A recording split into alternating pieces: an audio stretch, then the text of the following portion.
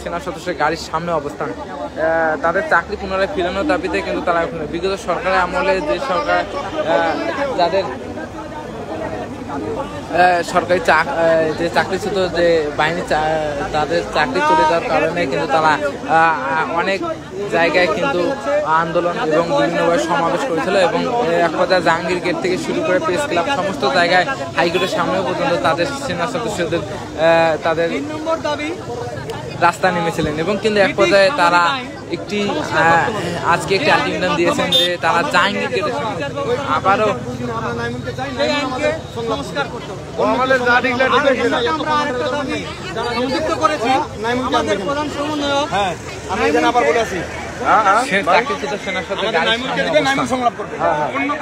এবং আজকে সারাদিন ব্যাপী আজকে সেনা সদস্যরা তারা একটি দাবি নিয়ে তাদের যে দাবিগুলো রয়েছে সেই তিনটি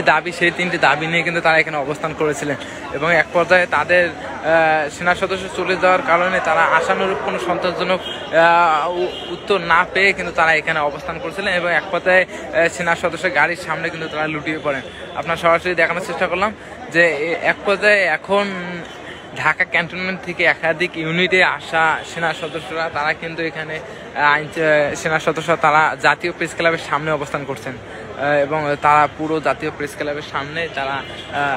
সেনা সদস্য মোতায়েন রয়েছেন এবং সেনা সদস্য একাধিক ইউনিট তারা ব্যবস্থা নিচ্ছেন যে তাদের পরবর্তী যে কিন্তু যেহেতু তারা একাধিক গাড়ি নিয়ে এসেছেন এবং গাড়ির সামনে তাদের অবস্থান যে এক পর্যায়ে তারা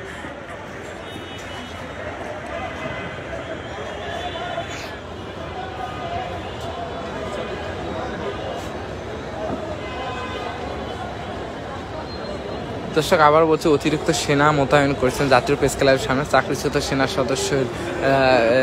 3 দফা দাবিতে।